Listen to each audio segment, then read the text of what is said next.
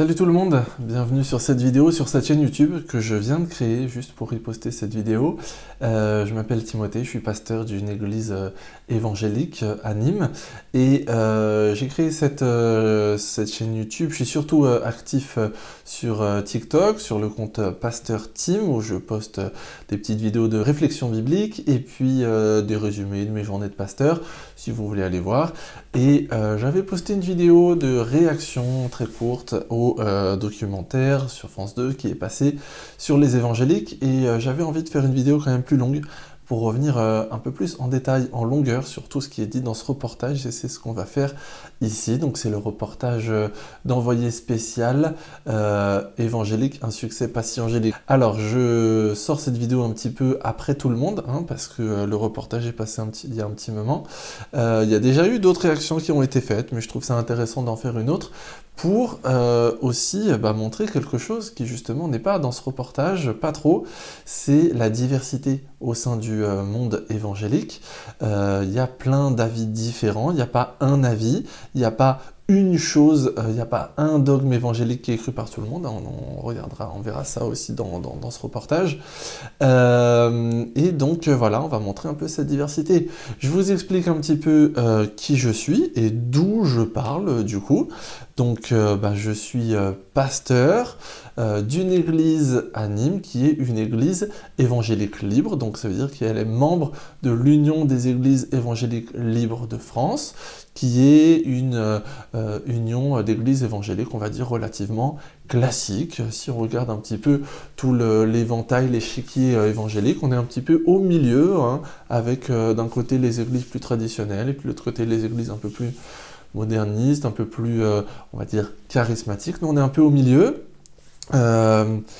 Et voilà, donc je suis pasteur d'une église, une église libre, actuellement à Nîmes, et puis je suis formé en théologie, j'ai un niveau master en théologie, j'ai été formé à la faculté libre de théologie évangélique, donc voilà qui je suis, voilà d'où je parle, et je vais essayer juste un petit peu d'apporter aussi quelques éclairages sur ce qui est dit dans ce reportage. Et c'est parti.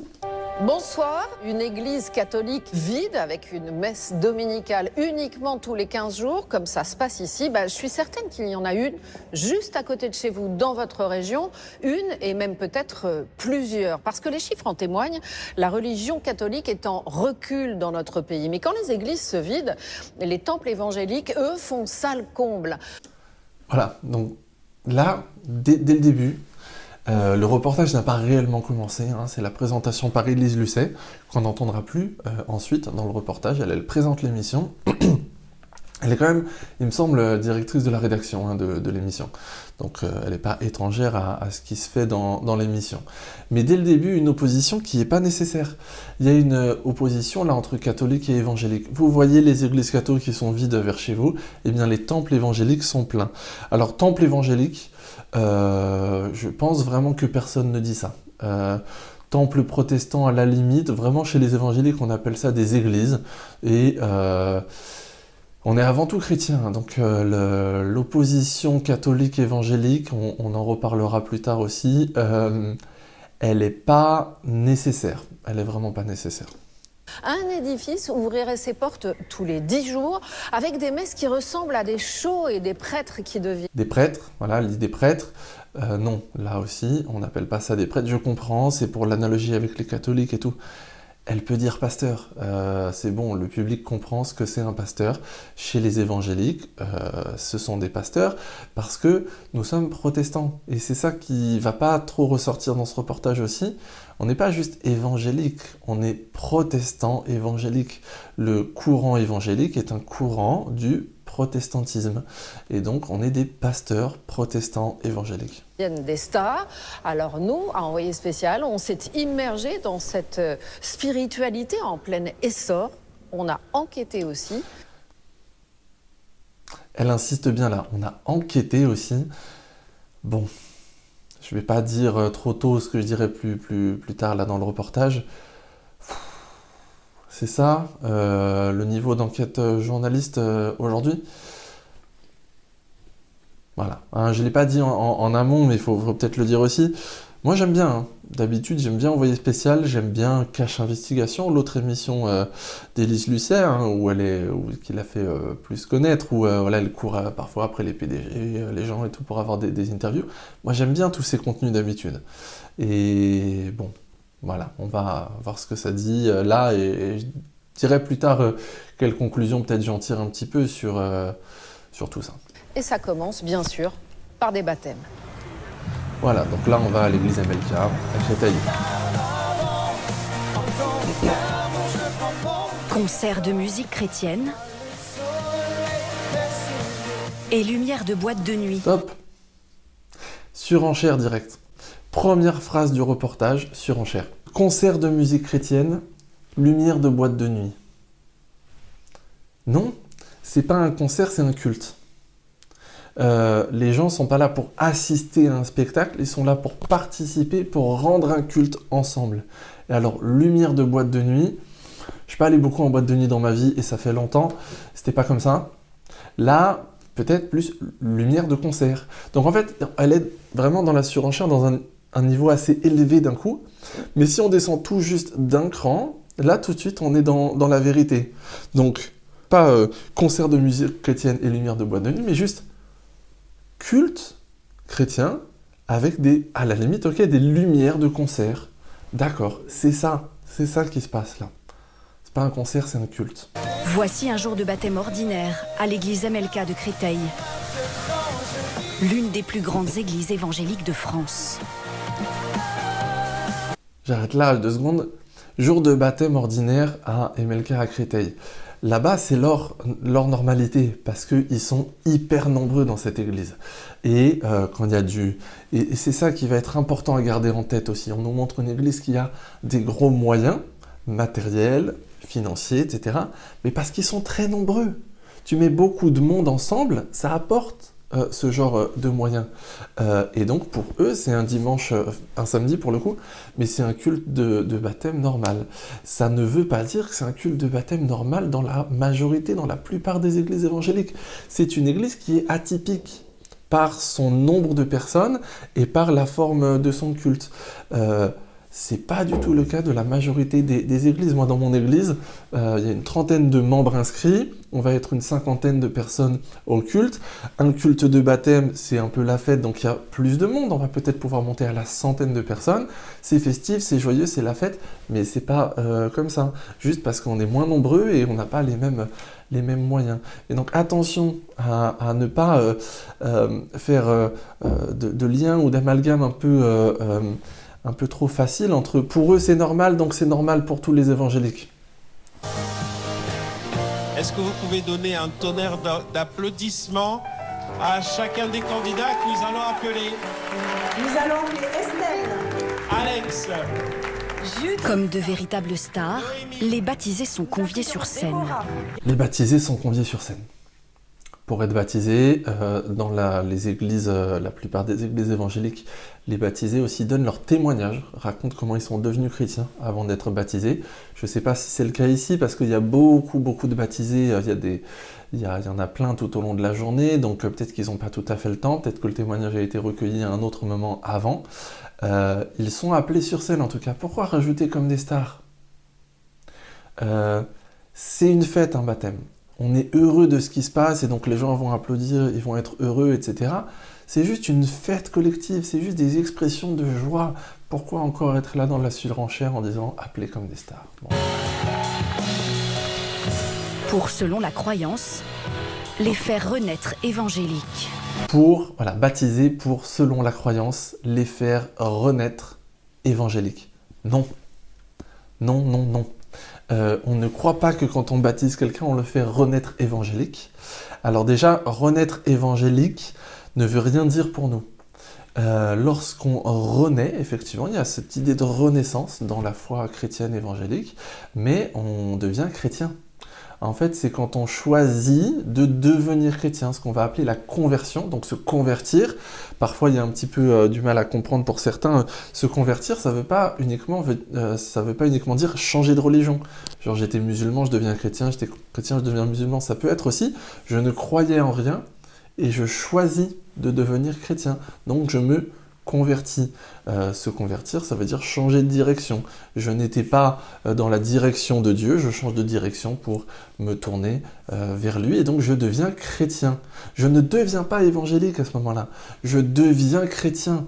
Et en fait, je suis évangélique quand je fréquente une église évangélique, mais je peux tout à fait être devenu chrétien et fréquenter une autre église. Et en fait, ce qui fait que je deviens chrétien, c'est pas le baptême. C'est ce moment-là de la conversion où je choisis de changer de direction. On appelle ça donner sa vie à Jésus, c'est-à-dire je ne veux plus être celui qui dirige ma vie seul, mais j'invite Dieu dans cette vie, j'invite Jésus, et donc là je deviens chrétien. Donc là, en baptisant les gens dans cette église et dans toutes les églises évangéliques, mais même pas évangéliques, on ne fait pas renaître les gens en tant qu'évangéliques. En fait, le baptême, c'est le signe visible de cette conversion qui n'est pas forcément visible parce que souvent elle se passe seule ou en petit comité. Et là, au baptême, on le manifeste publiquement devant tout le monde. Voilà, j'ai choisi de devenir chrétien. Il y a un symbole, le fait d'être immergé dans l'eau et de ressortir, comme Jésus est allé dans la tombe et il en est ressorti. Bon, en tant qu'évangélique, on croit que Jésus est ressuscité. Il y a un symbole aussi de laisser son ancienne vie derrière soi, au fond de l'eau, et puis ressortir. Mais tous ces gens qui se faisaient baptiser là, étaient chrétiens avant d'avoir été baptisés et ils sont chrétiens après. Ce baptême est important parce que c'est le signe visible, c'est le symbole et c'est l'occasion de célébrer avec toute l'Église réunie que cette personne-là a choisi de changer de vie et de se tourner vers Jésus. Si on écoute le reportage, c'est voilà, on baptise les gens pour qu'ils deviennent bien comme nous, pour les faire renaître comme nous, des bons évangéliques. Et en fait, ce n'est pas du tout ce qu'on fait quand on baptise des gens. Le Seigneur a apaisé mes peines, il a apaisé mes souffrances en fait. J'avais tout pour être heureuse, on va dire, mais en superficie, matériellement, mais au fond de moi, je me sentais vide. Voilà, ça j'aime bien quand même parce que on peut faire un reportage, on peut rajouter tout ce qu'on veut comme commentaire autour, et en fait le problème dans ce reportage, ça va souvent être les commentaires faits par la journaliste. On peut rajouter tous les commentaires qu'on veut autour des témoignages. Les témoignages restent là. Et cette femme qui témoigne de ce que Dieu a fait dans sa vie, c'est génial. Son baptême est pour elle le début d'une nouvelle vie. Après des années de mal-être, elle a repris foi en l'avenir grâce à Dieu, dit-elle, et au soutien apporté par l'Église. Super. Et c'est génial, elle a repris espoir grâce à Dieu et au soutien apporté par l'Église. Un peu plus loin dans le reportage, on va voir Yvan Carluère qui parle de l'importance de s'attacher à une Église. C'est super important. Elle a trouvé Dieu, mais elle a besoin aussi d'être soutenue par des gens. Et elle est soutenue par des gens. Et je ne peux pas m'empêcher d'entendre un petit peu une pointe d'ironie ou d'accusation, ou je sais pas... Dans le commentaire de la journaliste, ah oui, il n'y a pas que Dieu, il y a aussi l'Église. Attention, on va vous montrer cette Église dont on parle, quoi. J'ai été abusée quand j'étais jeune et j'avais vraiment des envies de suicide. Je m'en sortais pas. En fait, j'ai essayé tous les moyens. J'ai essayé la thérapie, j'ai essayé d'en parler. Je vais pas beaucoup commenter ce qui est dit dans les témoignages, dans ce reportage, parce que je vais partir du principe, et je pense que c'est exactement ce qu'il faut faire, que les témoignages sont vrais. Et on n'a rien à redire sur les témoignages de quelqu'un. Que ce soit des témoignages positifs comme on voit là, ou les témoignages négatifs qui arriveront à la fin du reportage. Mais elle parle de la thérapie là. Voilà, il y a des choses, la thérapie n'ont pas pu l'aider et l'Église l'a aidé. Et sur la thérapie, on entendra d'autres choses plus tard aussi. Mais je veux quand même dire dès maintenant, les deux ne sont pas incompatibles. Il peut y avoir des choses que Dieu va régler que la thérapie n'a pas réglées, et parfois Dieu peut aussi utiliser la thérapie pour régler certaines choses. On y revient plus tard. Ces conversions heureuses, soigneusement mises en scène, servent aussi à attirer de nouveaux fidèles. Ces conversions heureuses soigneusement mises en scène. On n'assiste pas ici à des conversions, on assiste à la conséquence de leur conversion. Ils étaient convertis avant, ils se font baptiser parce qu'ils sont convertis. C'est ce que je disais tout à l'heure. Soigneusement mise en scène, c'est quelque chose qui reviendra plusieurs fois. Je ne vois pas en quoi c'est soigneusement mis en scène. Ils ont des moyens, ils utilisent ces moyens-là pour faire la fête parce qu'ils sont heureux. Ça n'est pas une mise en scène. Mise en scène, ça revient à dire que c'est faux, que c'est superficiel, que c'est faux, ouais, qu'il y a quelque chose qui n'est pas complètement vrai. Et ce qu'on l'on voit là, c'est une vraie joie. C'est pas une joie mise en scène. On n'a pas dit aux gens, ah, maintenant il va y avoir des baptêmes, donc il faut que vous soyez heureux, donc soyez heureux. Non, ils sont heureux, les baptisés sont heureux de se faire baptiser, les gens qui sont là sont heureux de voir ces baptêmes. C'est la fête. Quand il y a des gens qui se font baptiser, c'est la fête. Et je vais être un peu spirituel là aussi, mais la Bible nous dit que quand quelqu'un se tourne vers Dieu, c'est la fête dans le ciel aussi. Les jours de baptême, c'est génial. On sait qu'on est en train de faire la fête parce qu'il y a une vie transformée et on sait qu'au ciel, c'est la fête en même temps que nous. C'est incroyable. C'est pas une mise en scène. C'est l'expression sincère d'une joie authentique. Alors attendez, je reviens juste un peu. Servent aussi à attirer de nouveaux fidèles. Et ça, on va le voir aussi encore, comme si notre seul but, c'est d'attirer des gens, d'attirer pour qu'on soit plus nombreux ou pour peut-être gagner plus d'argent. Ça, c'est jamais dit, mais ça va être un petit peu suggéré par les commentaires, par le montage, etc. Pas attirer de nouveaux fidèles. Petit point là, pourquoi en tant que chrétien, on veut partager le message de l'évangile à ceux qui nous entourent? Une analogie très simple.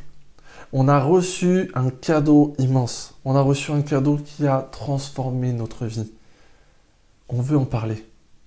On veut en parler. Ça serait tellement égoïste de dire il y a quelque chose qui a changé ma vie pour le meilleur et je veux que les autres, ils n'en profitent pas. Je m'en fiche que les autres, et je crois que vraiment tout le monde, hein, le pasteur, même Yvan Carluère de cette église qu'on verra après, on s'en fiche d'avoir plus de fidèles dans notre église. On s'en fiche. Ce qu'on aime voir, ce qu'on veut voir, c'est des vies transformées par l'évangile et par l'action de Dieu dans leur vie.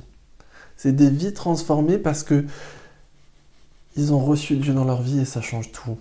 Que ça passe par moi, que ça passe par mon église, que ça fasse que les gens viennent s'asseoir sur les bancs de mon église, j'en ai rien à faire. Tant que les vies sont transformées par Dieu. Si tu es perdu, Jésus peut t'indiquer le chemin. Est-ce que tu veux trouver le chemin pour ton âme? Lève simplement la main à ta place. Donc ici, c'est ce qu'on appelle un appel à la conversion. Donc s'il y a des gens à ce moment-là qui lèvent la main et puis qui font un choix sincère de se tourner vers Dieu, c'est à ce moment-là qu'ils se convertissent. Donc après, il y a un suivi pour voir, pour leur dire est-ce que c'était vraiment sincère, etc. C'est très important que ce ne soit pas que sous le coup de l'émotion. Mais voilà, moi ce qui va me gêner un petit peu là, c'est qu'il y a juste la conclusion de tout un message. Ça, c'est la conclusion.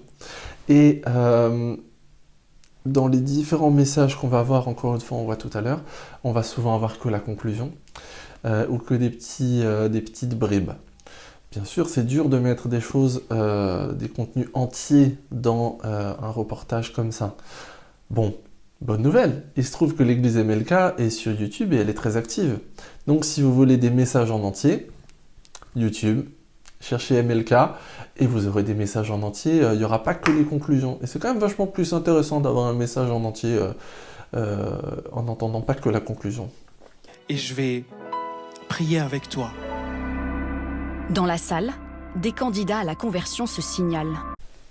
Vous avez entendu le changement de musique? On va regarder, voilà. Donc jusqu'à maintenant, c'est la musique, probablement la musique qui a été réellement jouée en même temps que la personne parle, donc par un pianiste sur place de l'église MLK. Et d'un coup, il va y avoir un changement de musique vers une musique un peu lugubre, menaçante sur les mains des gens qui sont levés. Oh, mon Dieu, ils sont sur le point d'être enrôlés. Pour ton âme, lève simplement la main à ta place et je vais prier avec toi. Là. Dans la salle, des candidats à la conversion se signalent. Ils rejoindront peut-être la communauté des évangéliques. Mais que va-t-il leur arriver? Ils rejoindront peut-être la communauté des évangéliques. Ça ne veut rien dire. Ça ne veut un peu rien dire. Le mouvement des évangéliques, d'accord. Ils rejoindront peut-être une communauté évangélique. Les églises, on peut aussi les appeler des communautés. Ils rejoindront peut-être l'église MLK. Ils rejoindront peut-être une autre communauté évangélique. Voilà. La communauté des évangéliques, avec la musique derrière, ça fait vraiment sectaire, quoi. Ils rejoindront peut-être le mouvement, la grande famille des évangéliques, ça aurait été tellement plus sympa. Parce que c'est ça, en fait. Qui revendique plus de 750 000 croyants en France. Qui revendique plus de 750 000 croyants en France. D'où sort ce chiffre? Alors, on va faire juste un petit test ensemble. Il y a quelqu'un qui s'appelle Sébastien Fath, qui est sociologue, chercheur au CNRS et qui est aussi évangélique, qui a travaillé sur les évangéliques et qui sort des chiffres qui sont un peu plus plausibles et qui tiennent un peu plus la route. France 2 connaît forcément l'existence de Sébastien Fath. Enquêter sur les évangéliques et ne pas entendre parler de Sébastien Fath, c'est impossible. Donc on va simplement taper combien y a-t-il d'évangéliques en France, et pour trouver les chiffres de Sébastien Fath, on va rajouter Sébastien Fath à la recherche. Je vais faire une recherche très rapide. Combien y a-t-il d'évangéliques en France? Sébastien Fath. Première info qui sort, sans avoir besoin de cliquer sur les liens, Sébastien Fath estime à 1,1 million en 2021 le nombre d'évangéliques en France. En 2021, on est en 2025, ça a probablement augmenté puisque les églises évangéliques augmentent, le nombre d'évangéliques en France augmente, mais en 2021 c'était déjà plus d'1 million. On est loin du chiffre de 750 000 que France 2 sort de son chapeau.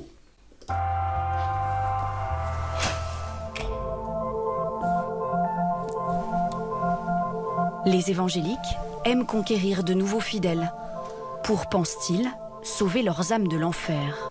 Est-ce qu'on aime conquérir de nouveaux fidèles? Je ne vais pas redire ce que j'ai dit tout à l'heure. Conquérir de nouveaux fidèles, non, on ne conquiert personne, on n'est pas en conquête. L'époque des croisades est terminée depuis longtemps. Ce qu'on aime, c'est pas conquérir de nouveaux fidèles. Ce qu'on aime, c'est partager le message de l'évangile, c'est partager ce cadeau immense qu'on a reçu.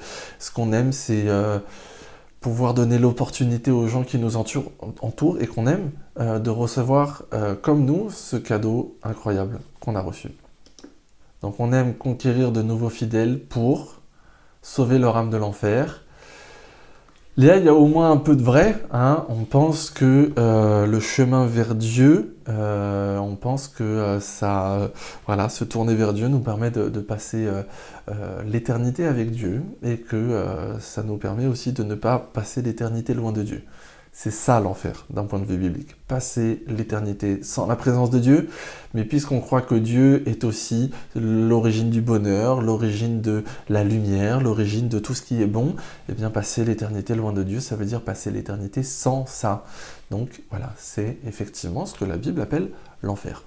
Dans ce courant religieux issu du protestantisme, les croyants doivent suivre la Bible à la lettre.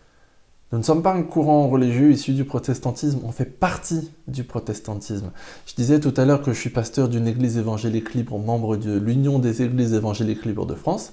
Cette union d'églises est elle-même membre de la Fédération protestante de France et du Conseil national des évangéliques de France. Nous faisons partie du protestantisme. Nous sommes des protestants évangéliques. Et c'est ce que je disais un petit peu en introduction tout à l'heure. On n'est pas issu du protestantisme, on fait partie du protestantisme. Les croyants doivent suivre la Bible à la lettre, avec à la clé une vie meilleure, au ciel comme sur terre. Il y a au moins un peu de vrai là-dedans, dans le sens où on pense que la Bible est la seule norme de notre foi. C'est le seul texte que l'on doit suivre. Et tout doit être interprété et examiné à la lumière de la Bible. Ça veut dire aussi que tout ce que l'on dit, nous, en tant que pasteurs, eh bien, tous les croyants qui ont accès à la Bible peuvent nous dire « Non mais ça, écoute, c'est pas biblique ».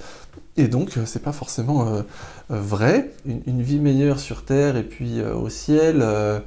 On pense, oui, que la Bible contient des conseils de vie qui sont bons parce qu'ils proviennent du Dieu qui nous a créés. Et en fait, il y a un peu une idée de mode d'emploi, quoi. C'est-à-dire que Dieu est notre créateur, c'est lui qui a créé les êtres humains. Si on se tournait vers le créateur pour savoir comment vivre une bonne vie et être quand même heureux et épanoui, ça serait peut-être pas une mauvaise idée. Et puis, comme on disait, comme je disais tout à l'heure, c'est aussi, on pense que se tourner vers Dieu nous ouvre aussi une vie dans l'éternité avec lui. Alors là, c'est pas une meilleure vie au ciel, c'est juste une vie au ciel, parce que sinon, il n'y a pas de vie au ciel. Est-ce que tu es prêt à abandonner ce qui fonctionne dans ta vie pour ce que Dieu désire pour toi? Je ne commenterai pas les extraits, les tout petits extraits de prédication ou de vidéos TikTok qui vont être mises à certains moments dans ce reportage, parce que c'est hors contexte. Pour eux, les guérisons divines et les miracles feraient partie du quotidien. Les guérisons divines et les miracles, pour nous, puisqu'ils disent là pour eux. Alors c'est un peu compliqué à chaque fois, voilà, pour eux, ils nous mettent tous dans le même bateau. Et on verra tout à l'heure un petit peu sur un mot en particulier comment c'est gênant. Il y a une diversité au sein des évangéliques, il y a une diversité de croyances, même si la plupart des évangéliques croient que les miracles sont possibles, croient que Dieu peut opérer des miracles aujourd'hui, ça ne fait pas partie de notre quotidien. Ils croient aux pasteurs qui délivrent du mal. Ce sera dit plus tard aussi par un influenceur, les pasteurs ne délivrent pas du mal. Si lorsque je prie pour quelqu'un, quelque chose se passe, ce n'est pas moi, c'est Dieu à travers moi. Toujours. Toujours. Des églises évangéliques aux pasteurs charismatiques. La première des choses que tu as besoin, ce n'est pas d'une femme. Je vais commenter vite fait ça, plus tard, j'en parlerai plus tard, de ce pasteur et de cette église, parce que là on le reconnaît. Si on est évangélique, on connaît un peu les églises, on le reconnaît. Et là, la manière dont il le traite, on le fait passer pour un gourou sans montrer ses yeux, etc. Mais... J'ai jamais demandé pourquoi Dieu il est mort sur une croix. T'as comme... Elle, voilà, je peux vous dire qui c'est, Pasteur Jo, elle est sur les réseaux sociaux, vous la trouvez très facilement pour avoir ses propos en entier, dans leur contexte et pouvoir vous faire une idée réellement. Expert de la punchline. Quand on est dans la misère, Dieu nous envoie une corde. C'est la miséricorde. Non, on n'est pas tous experts de la punchline. On essaye de faire passer l'évangile en des termes compréhensibles pour ceux qui nous entourent. En grande partie, en tant que pasteur, quand on va être en prédication, et alors ils mettent beaucoup l'accent sur la prédication. La prédication, c'est une petite partie du boulot du pasteur en fait, hein. On fait beaucoup d'autres choses. Mais c'est vrai que quand on prêche, on a un petit peu ce boulot de vulgarisateur. Je vous disais tout à l'heure, j'ai fait des études de théologie, parfois on a manié des concepts et des termes compliqués, et notre job c'est aussi de l'apporter en termes compréhensibles pour les gens qui sont en face de nous. Et si on peut utiliser des petites punchlines, comme ils disent, alors punchline, voilà, un mot, on va dire, mais regardez, c'est un truc à l'américaine peut-être, des phrases accrocheurs, des exemples accrocheurs, des applications dans la vie. Oui, on le fait parce que on veut rendre les choses accessibles. Vous préférez quoi en fait? Vous préférez l'époque où les messes étaient que en latin et le peuple n'avait pas la Bible en langue courante pour se faire sa propre idée? Ou vous préférez notre époque aujourd'hui où tout le monde peut avoir une Bible chez soi dans une langue compréhensible et où en plus on prêche en des termes compréhensibles et tout le monde peut se faire son idée? Moi, je pense que je préfère la deuxième option quand même. Hein. Plus de 1000 personnes se pressent ici à chaque célébration. Ah bon. Il va y avoir tout un passage un peu plus sur l'église Amelka, qui est une église très bien. Hein. Et si vous voulez vous faire une idée, là, comme je disais tout à l'heure, tout est accessible sur les réseaux sociaux. Ce qui va me gêner beaucoup, là, c'est comment c'est encadré et puis comment il y a des commentaires qui sont faits tout au long du reportage. Voilà. Donc, comment c'est encadré? Trucs un peu qui font peur avant, trucs qui font peur après et au milieu, dit Amelka. Le culte se joue ici à guichet fermé. Alors, encore une fois, voilà. Ils choisissent une église qui n'est pas, qui est atypique au sein du paysage évangélique. Et on peut croire que c'est le cas de toutes. Alors, dans une immense majorité, 99,9% des églises évangéliques, venez même en retard, vous aurez toujours de la place. Le culte se joue à guichet fermé, alors n'oublions pas quand même de dire que c'est un guichet où les places sont gratuites. Hein? Faut s'inscrire, mais c'est gratuit. Tout le monde peut y aller quand même, gratuitement. Yvan Carluer aime se présenter comme un simple homme de Dieu, qui ne cherche pas la lumière. Et je crois que c'est vrai. Je crois que c'est vrai, mais que de manière automatique, même si tu ne le veux pas, quand à un moment ton église dépasse un certain nombre de personnes et qu'elle est aussi un peu très présente sur les réseaux sociaux, la lumière vient à toi, sans qu'on la cherche. Maintenant, toute la question, et c'est qu'est-ce qui va être fait de cette lumière quand elle est sur toi? Et je crois que Yvan Carluer est un pasteur qui fait très bien le boulot de rediriger la lumière vers ce qui est vraiment important, c'est-à-dire l'évangile, et c'est-à-dire Dieu. Pourtant, la popularité du pasteur star ne doit rien au hasard. Non, je pense que ça doit rien au hasard, hein, comme je disais avant, c'est pas par hasard qu'une église comme ça a grandi, il y a eu une volonté, il y a eu des choses qui ont été mises en place pour que l'église puisse grandir. Mais pas en visant la croissance pour la croissance, mais en visant la croissance pour que les gens soient touchés par l'évangile. Donc en ça, c'est pas un hasard. Maintenant, si ce commentaire vise à dire qu'en fait, c'est pas un hasard parce qu'en vrai, il voulait être connu, il voulait avoir la lumière sur lui, non, ça c'est pas vrai. Là, ils sont en train de terminer la répétition du chant, mais on va terminer ensemble. Répétition avant le culte. Alors, encore une fois, voilà, c'est une église particulière et donc avec des choses, disons, le décor est différent d'autres églises évangéliques, le nombre est différent, mais beaucoup des pratiques ne sont pas différentes. Dans mon église aussi, avant le culte, le groupe de louanges répète. Ici, le culte est un véritable spectacle, pensé et mis en scène par le pasteur. Ça ne peut pas être un spectacle si les gens y prennent part. Un spectacle, les gens viennent pour regarder. Ici, comme dans toutes les églises, les gens viennent pour participer et pour adorer ensemble. Donc il y a des moyens particuliers. Ici, peut-être devait y avoir un petit peu plus une mise en scène. Alors, mise en scène, pas au sens de c'est quelque chose de faux qui va être mis en scène. Non, plus au sens de les choses sont bien pensées pour bien s'enchaîner par le pasteur. Oui, c'est souvent le cas, hein. Donc dans d'autres églises, moi, il n'y a pas que le pasteur, il y a aussi personne qui préside le culte, mais ça va être, oui, pensé, les choses sont pensées pour qu'elles puissent se dérouler correctement et pour qu'elles puissent s'enchaîner. Évidemment, heureusement que c'est pensé, heureusement qu'un culte comme ça est pensé et préparé en amont, bien sûr. Avec aujourd'hui un danseur et des chanteurs professionnels. Ouais, c'est génial. En fait, cette église a grandi et a attiré tellement de monde. Statistiquement, quand il y a tellement de monde, tu vas te retrouver avec des gens qui sont là, qui sont des professionnels de certains domaines et qui, puisqu'ils veulent s'investir dans l'église, vont pouvoir le faire bénévolement. C'est génial. Et du coup, cette église a l'opportunité d'avoir en son sein des chanteurs professionnels, des musiciens professionnels, mais aussi des professionnels de la vidéo, des professionnels du son, des professionnels de plein de choses qui s'investissent dans leur église parce qu'ils sont heureux de pouvoir donner de leur temps et de leur énergie pour que les choses puissent se passer dans l'église. C'est le cas dans toutes les églises. Dans toutes les églises, on a des bénévoles qui s'investissent en plus du pasteur. Moi, dans mon église, je suis le seul rémunéré à plein temps pour travailler pour l'église. Il y a plein de gens qui donnent de leur temps bénévolement. Je ne sais pas comment ça se passe pour les musiciens dans cette église, mais je sais que c'est une très grande église. Et donc, Yvan Carluer n'est pas le seul rémunéré par l'église pour ce qu'il fait. Ils ont l'opportunité, en plus, du coup, en étant grands et en ayant des moyens, ils ont l'opportunité de rémunérer d'autres personnes aussi. Et ça, c'est très bien aussi. Une église aux airs de salle de concert. Voilà. Là, c'est bien dit. Par rapport à ce qui était dit au début, lumière de boîte de nuit, non. Une église aux airs de salle de concert. Oui, leur église ressemble à une salle de concert. Petite précision, quand ils ont construit cette église, moi j'ai eu l'occasion de côtoyer Yvan Carluer une fois, et c'était après une pastorale, une réunion de plusieurs pasteurs, c'était pendant mon stage, on a mangé ensemble après, ils nous parlaient de ce projet qui était dans les tuyaux à l'époque. Ils ont eu pour projet de construire un centre des congrès dans la ville de Créteil. Il n'y en avait pas.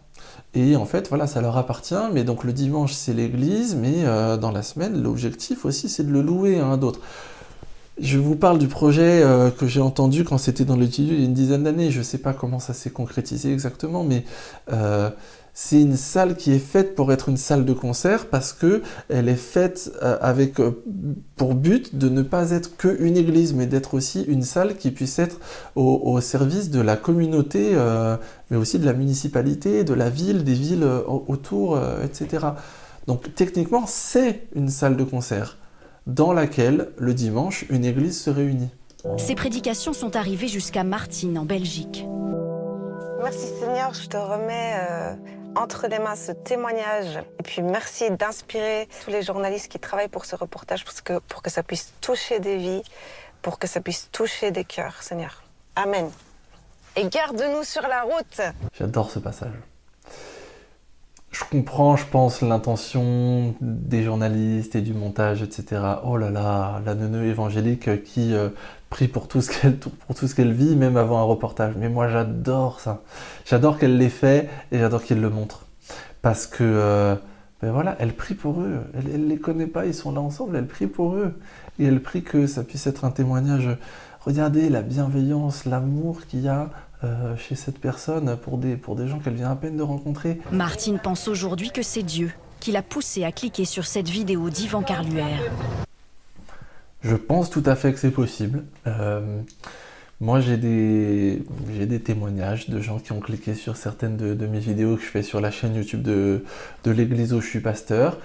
Et ça n'avait aucun sens qu'ils cliquent sur cette vidéo. Moi, mes vidéos, elles ont une trentaine de vues parce qu'elles sont faites pour l'église. L'église a une trentaine de membres, c'est logique. Mais ça fait que je ne suis pas bien référencé sur YouTube, c'est normal. Et je m'en fiche, parce qu'en fait, je fais ma vidéo, j'envoie le lien aux membres, les membres voient la vidéo, paf, voilà. YouTube, c'est juste le moyen le plus facile pour que ce soit accessible à tous les membres. Un jour, il y a quelqu'un qui arrive à l'église qui me dit « Je suis tombé par hasard sur une de tes vidéos ».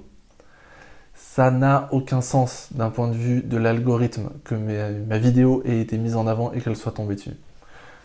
Quelle autre explication que de dire « Dieu voulait qu'elle voie cette vidéo ». Et comme par hasard, c'était quelqu'un qui se posait des questions sur la foi, c'était quelqu'un qui cherchait à se rapprocher d'une église, c'était quelqu'un qui était dans la région de Nîmes, et paf, par hasard, elle tombe sur ma vidéo, elle se dit « Tiens, c'est intéressant, je vais aller voir où il est à Nîmes, génial ». Quelques temps plus tard, elle a demandé le baptême, on l'a baptisé, c'était génial. Ouais, Dieu conduit des gens à cliquer sur certaines vidéos, comme Dieu conduit des gens à rencontrer certaines personnes, comme Dieu conduit des gens à plein de choses. Le petit ourson là qui est devant, c'est quoi une brebis. C'est une brebis, que Dieu, c'est un bon berger. Et il est dit qu'il vient rechercher ses brebis égarées. Et en fait, la brebis égarée, c'était moi. Encore une fois, je ne commande pas les témoignages, parce que ce qu'elle dit, c'est son histoire, c'est sa vie, et tout ce qu'on peut faire, c'est l'accueillir. Moi, je vais juste saisir l'opportunité là de cette petite séquence pour déplorer quelque chose. C'est qu'ils ont choisi de faire ça toujours sous l'angle du témoignage. Et en fait, ils vont plus demander à cette jeune convertie, Martine, d'expliquer certaines choses sur la foi. Ils vont plus le demander à elle que par exemple au pasteur qu'ils ont interviewé avant. Et ils ne vont pas du tout en fait le demander à des personnes qui font autorité ou qui sont représentatifs. Pour tout ce qui est de l'explication des choses, ils vont toujours se centrer sur cette église-là à travers le témoignage de Martine, comme si cette église est vraiment représentative de tous les évangéliques. Et c'est un vrai problème en fait dans ce reportage. À aucun moment ils sont venus chercher des personnes ou des organes qui ont un rôle représentatif. J'ai mentionné tout à l'heure que mon union d'église fait partie du Conseil national des évangéliques de France. C'est un organe qui a un rôle représentatif auprès des autorités, normalement aussi auprès des médias. Et France 2 et Envoyé spécial ne peut pas ignorer que ce conseil existe et ils auraient très bien pu contacter ce conseil et j'aurais adoré voir dans ce témoignage des membres du CNEF, le Conseil national des évangéliques de France, pourquoi pas le président du CNEF qui est tout à fait disponible pour ce genre de sollicitation et qui aurait pu apporter un éclairage intéressant et représentatif. Est-ce que interroger une jeune convertie pour représenter le mouvement évangélique, c'était vraiment la meilleure chose à faire? Je suis pas sûr. Vraiment, je suis sûr que non. Et c'est pas du tout pour dénigrer Martine. Martine, c'est génial tout ce qu'elle fait dans ce reportage et j'adorerais voir tout ce qu'elle leur a dit et qui n'a pas été diffusé. Elle a sûrement dit plein de choses géniales, mais que ce soit elle ou quelqu'un d'autre, un jeune chrétien, un jeune dans la foi, ne peut pas être représentatif d'un mouvement global. Et donc c'est une faute journalistique, là, je pense, de leur part. La jeune femme ne rate jamais la louange. Normalement, dans une église, personne ne rate jamais la louange. La louange fait partie du culte et tous les gens qui sont à côté d'elle sûrement ne ratent jamais la louange. Dans une église d'autant plus où il faut réserver sa place, les gens arrivent à l'heure et ils ne ratent pas la louange. Les chrétiens, de manière générale, ne ratent pas la louange parce que ça revient à rater un bout du culte. Un moment d'émotion avant l'arrivée du pasteur. Voilà, là, ils essaient quand même un peu implicitement de dire l'inverse de ce que je viens de dire, comme si la louange ne servait qu'à préparer l'arrivée du pasteur. Non, le culte est un tout. Il y a la louange où l'église exprime sa foi et sa louange, et puis la prédication du pasteur va venir dans la continuité, et puis après, il va y avoir encore des chants. Et c'est un tout, c'est un tout. Il n'y a pas quelque chose qui vient préparer le reste, etc. Comme si... Ils ne le disent pas, mais... c'est un peu sous-entendu, comme si ce moment d'émotion en musique était la préparation pour que le pasteur vienne ensuite embrigader les gens, quoi. Bon Dieu, pour le coup... Pendant 45 minutes, le pasteur prêche à la façon d'un coach en développement personnel. Vous avez un moment de gloire. 45 minutes, c'est le cas dans cette église, c'est le cas dans d'autres églises, c'est pas le cas forcément dans toutes les églises. Moi, dans mon église, la norme, c'est 20 minutes de prédication, prêche à la manière d'un coach en développement personnel. Prêche quoi, hein, de manière moderne et accessible, comme j'ai dit tout à l'heure. Sa leçon du jour, un chrétien se doit d'aller à l'église. Si vous voulez savoir quelle était la leçon, ou plutôt le message du jour dans cette prédication, vous pouvez la trouver tout simplement sur la chaîne YouTube de l'église MLK. Je vous mets le lien de la prédication en description. Voilà, vous pourrez aller voir. Moi, je ne vais pas me prononcer, hein, je ne l'ai pas vu la prédication. Puis, comme prévu à la répétition, la scène s'assombrit. Le pasteur conclut d'une voix étranglée par l'émotion et appelle au don. Soutenez-nous. Chaque semaine, il y a des gens qui font l'effort de prendre un RER, un métro, et à qui on dit, après 2 heures de route, au revoir, vous ne pouvez pas avoir de place.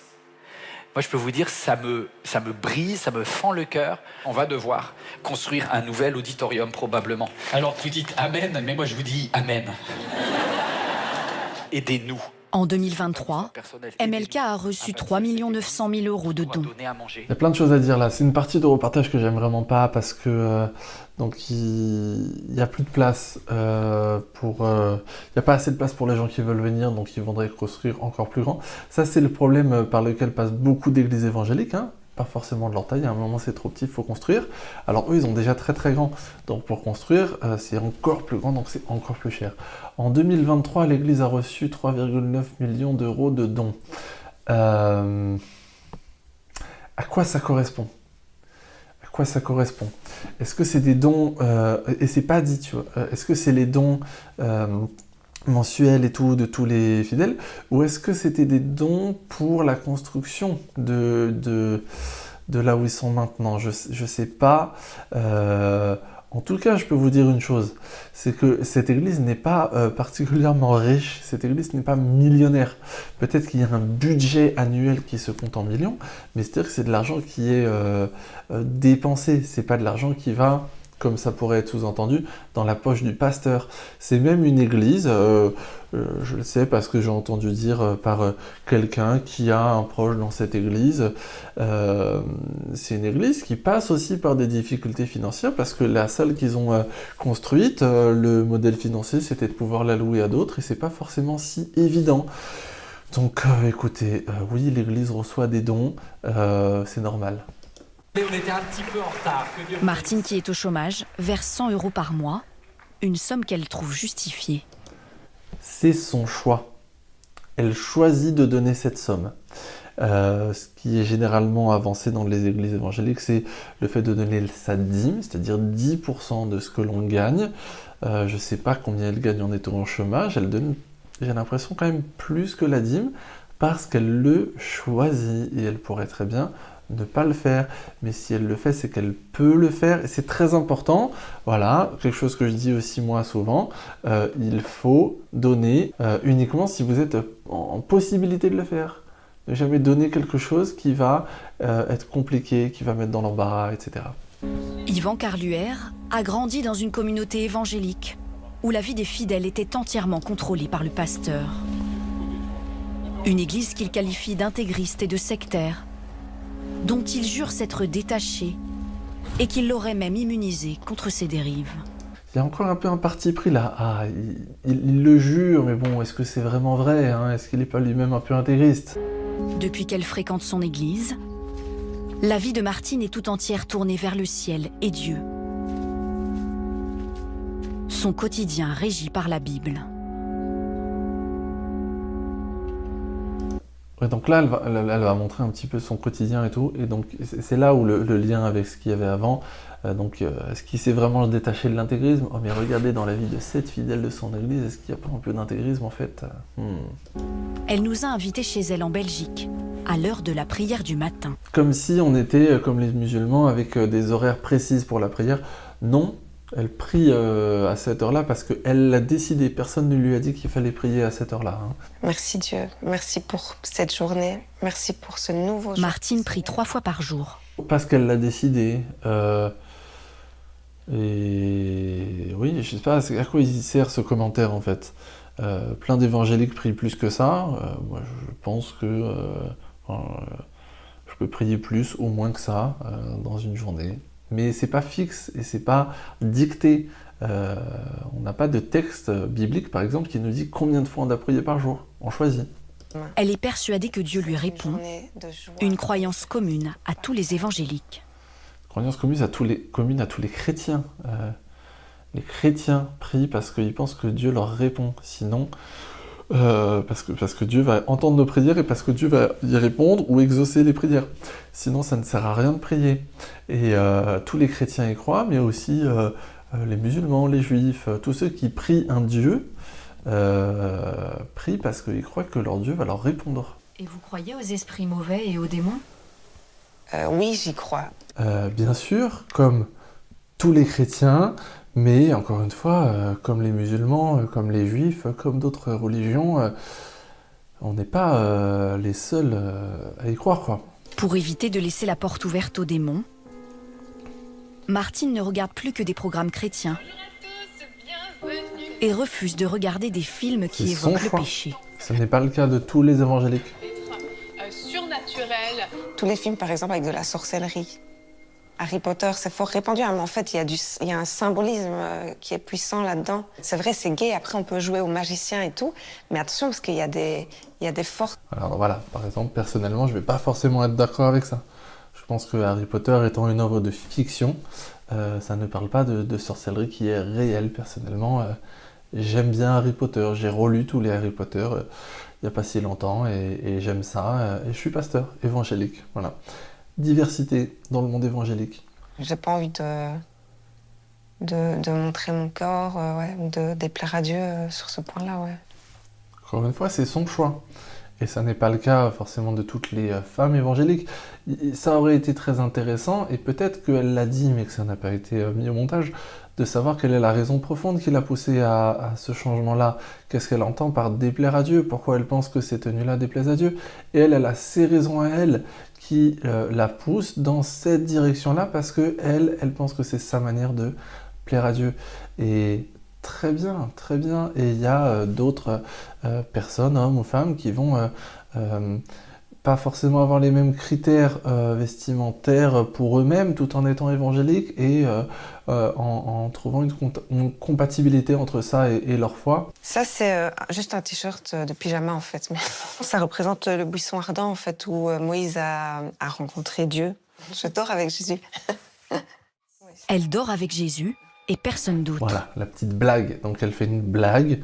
Je dors avec Jésus, parce qu'elle a un t-shirt chrétien quand elle dort. C'est une petite blague, et forcément repris par la journaliste avec cette musique lancinante, inquiétante derrière. Elle dort avec Jésus et personne d'autre, voilà, pour aller ensuite vers les questions d'ordre conjugal, sexuel. Et là, la musique pose une ambiance qui n'est pas nécessaire. Elle a renoncé à toute forme de sexualité en dehors du mariage pour suivre le dogme évangélique. Il y a deux trucs là. Elle a renoncé à toute sexualité hors du mariage. Oui, comme énormément de personnes, oui, on pense en tant qu'évangélique que quand Dieu a créé la sexualité, il l'a créée pour être exercée dans un cadre, et ce cadre-là, c'est le mariage. On pourrait développer pendant longtemps, je ne vais pas forcément le faire ici, mais ils disent qu'elle fait ça selon le dogme évangélique. Et ça, c'est très important. Il n'y a pas de dogme évangélique. Un dogme, c'est une croyance, une doctrine uniforme qui est édictée par une autorité et qui va être appliquée par les personnes qui sont en dessous. Dans, par exemple, l'Église catholique, il y a un dogme, il y a une croyance vraiment uniforme qui va être édictée. Il y a par exemple une infaillibilité papale, le pape parle et ensuite c'est appliqué, il y a un dogme catholique.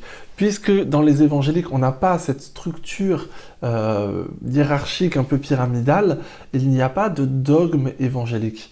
Il y a des croyances évangéliques, il y a la Bible qui est la norme de notre foi, mais qui va être aussi sujette à interprétation, ce qui donne une diversité. Le dogme évangélique n'existe pas. Élise Lucet disait en introduction qu'ils ont enquêté sur les évangéliques, jusqu'à quel point ils ont enquêté pour dire des choses fausses comme ça. Ses lectures aussi ont changé. Son nouveau magazine préféré, Ésaïe 61, est une revue évangélique.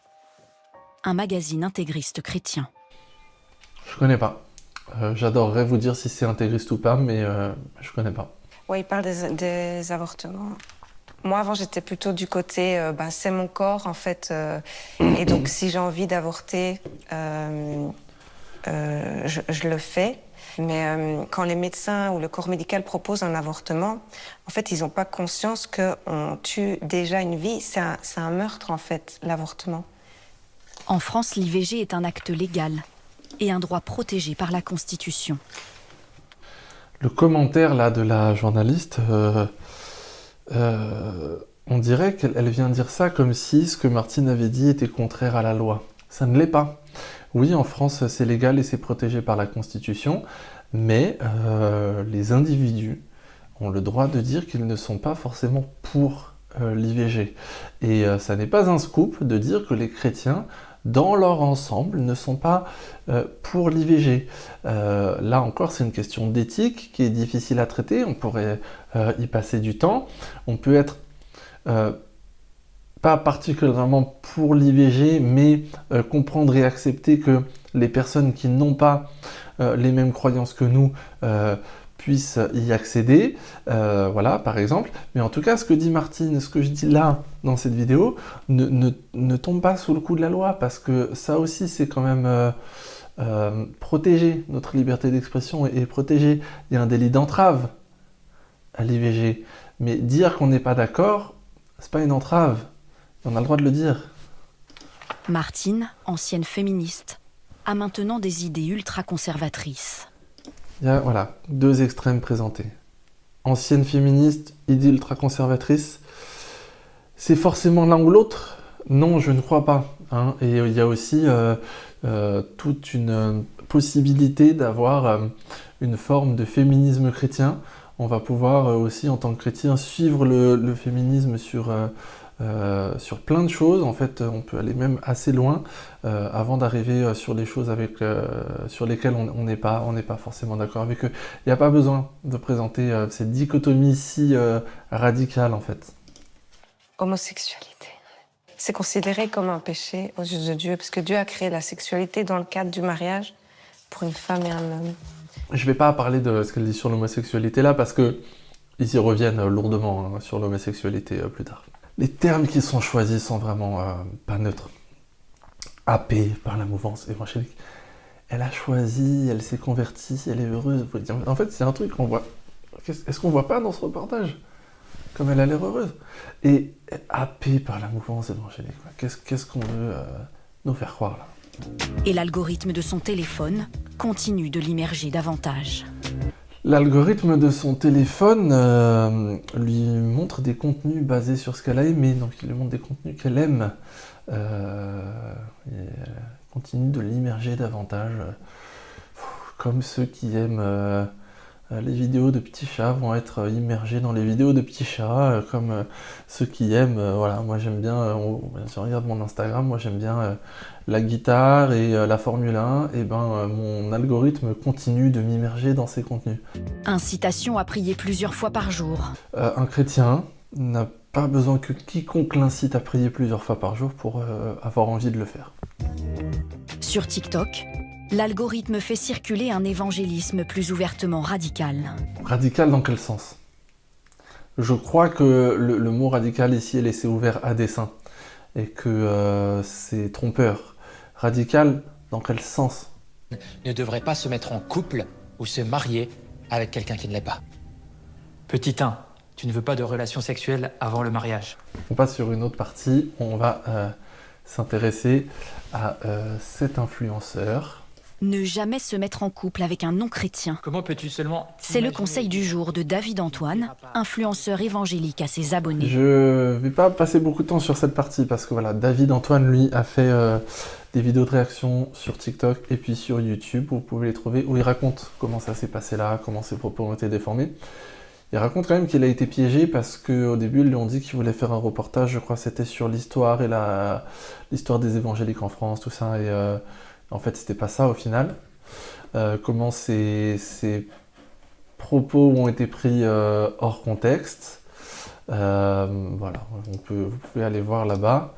Bon, juste petit point là, sur pourquoi ne pas se marier avec quelqu'un qui n'est pas chrétien, etc. Moi, j'ai beaucoup parlé à des ados, quand j'ai été animateur, tout ça. Ils me disaient, mais est-ce qu'on peut se marier avec quelqu'un qui n'est pas chrétien? Mais ma réponse était, tu peux toujours. Mais en fait, la réponse, la raison pour laquelle aussi, moi, je suis marié avec quelqu'un qui partage ma foi, c'est dans le couple, je veux pouvoir tout partager avec ma femme. Et la chose la plus importante de ma vie, c'est ma foi.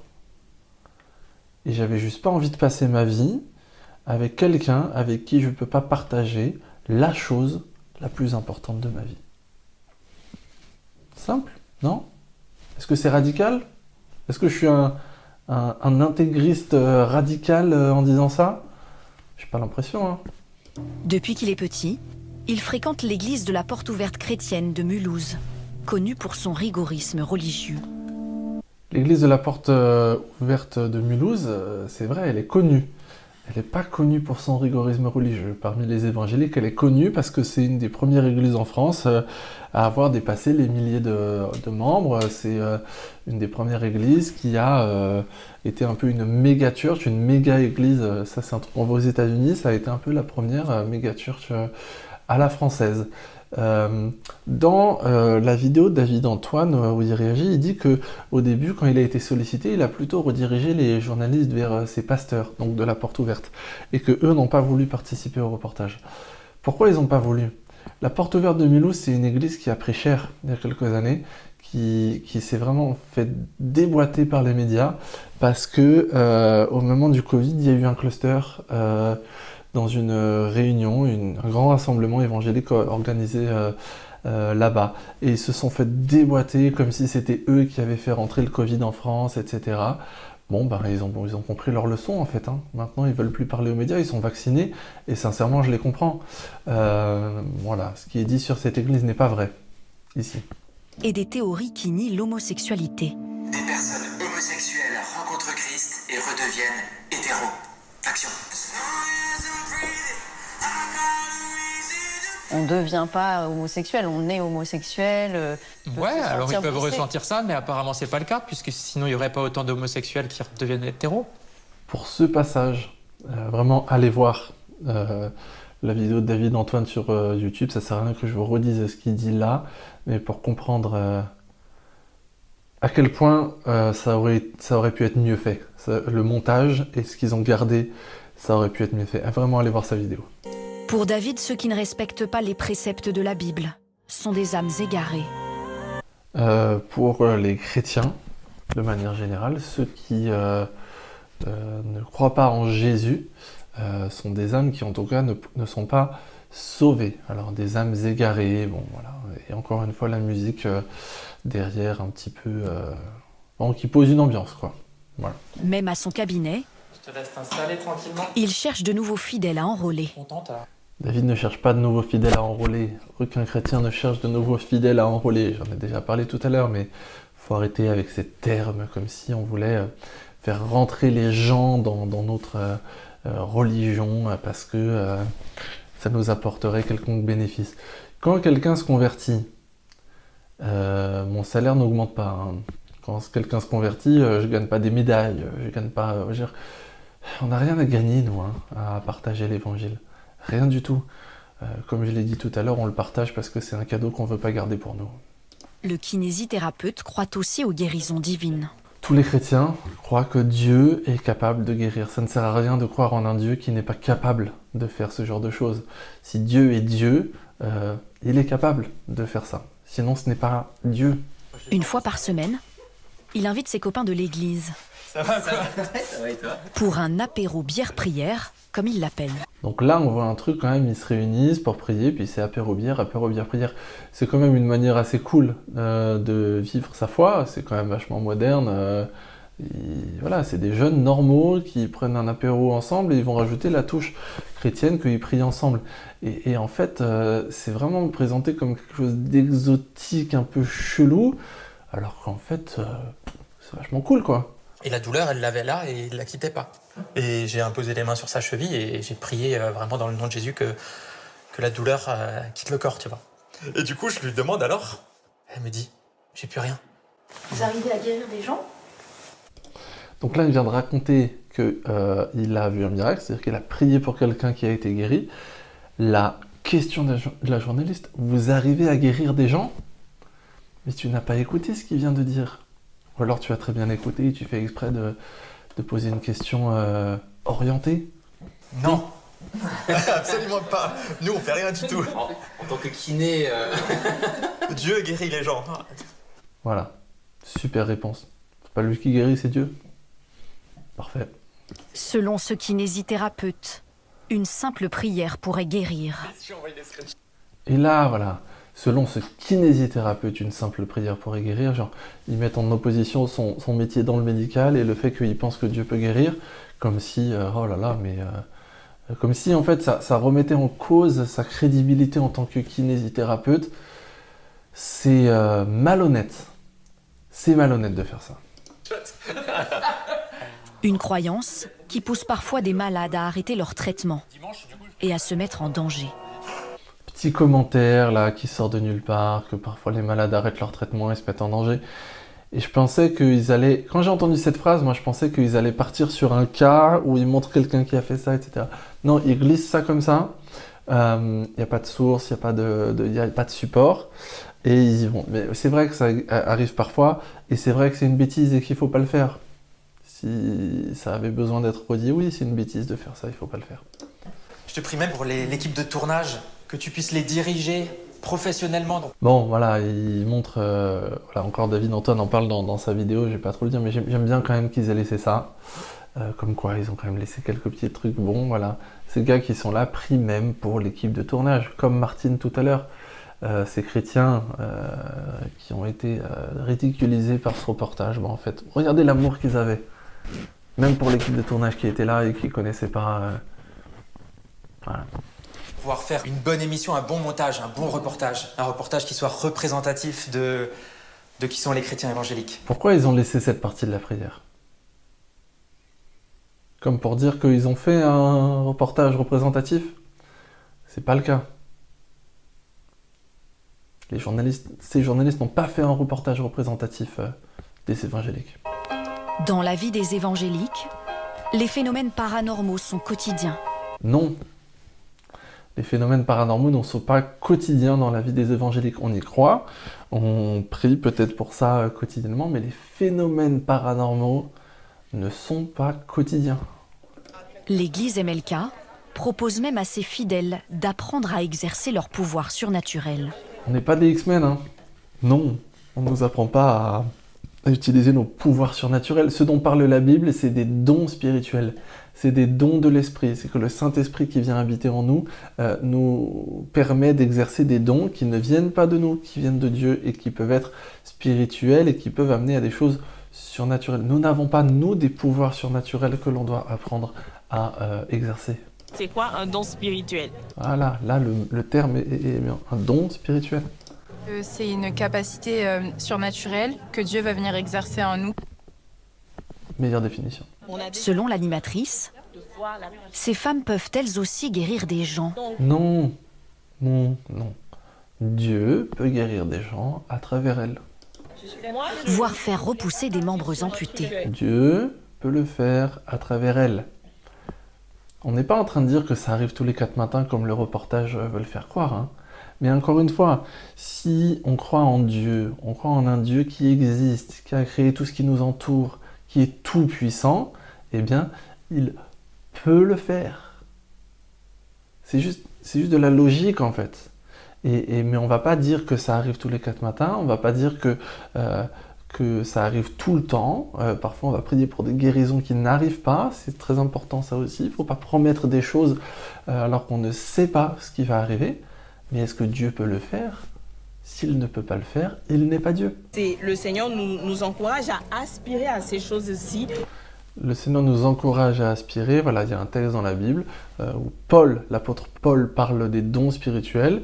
Et il va terminer en disant aspirer aux dons les meilleurs. Elles sont encouragées à exercer ce don de guérison. Mais le commentaire qui est juste après, c'est pas ce qu'elle a dit. Elle a dit que on est encouragé à aspirer à ces choses. Donc à prier pour qu'elles arrivent. Pas encouragé à exercer ce don de guérison. C'est quand même, pas la même chose. Des enseignements pris très au sérieux par Martine et toutes les participantes. Ces enseignements sont les enseignements d'une église qui ne sont pas les enseignements de toutes les églises évangéliques, quoi qu'on en pense, du bien ou pas. C'est représentatif d'une église en particulier. La journée de la jeune femme se termine par une prière spéciale. Un temps pour se connecter à Dieu plus intensément. Chaque temps de prière est un temps pour se connecter à Dieu. En quoi celui-ci est pour se connecter plus intensément, je ne vois pas trop. Mais ils ont apparemment envie de nous faire croire que c'est un temps particulier. Ce pasteur spécialiste des guérisons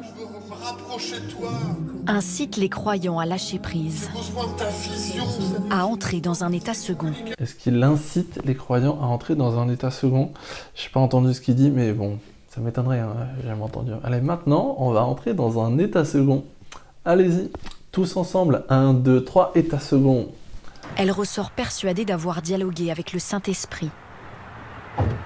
Et toute chamboulée.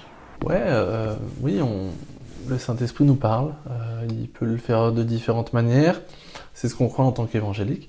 Chamboulée, elle vient de vivre un moment intense, émotionnel, et c'est logique en fait. Je veux dire, parce qu'on croit qu'on peut avoir ce dialogue avec Dieu, qui est au-dessus de tout, qui est tout puissant, créateur de l'univers, du ciel, de la terre. Ça serait fou que des moments où on peut toucher un peu la présence de ce Dieu nous laisse vraiment inertes, indemnes, et qu'il n'y a aucune réaction. Une réaction émotionnelle qui est normale. Le monde des évangéliques, Laurie l'a quitté après 10 ans d'intense ferveur. Là, on arrive dans une partie où je vais encore moins dire de choses sur les témoignages, parce que ce sont des témoignages de personnes qui ont quitté des églises évangéliques dans lesquelles il y a eu des abus.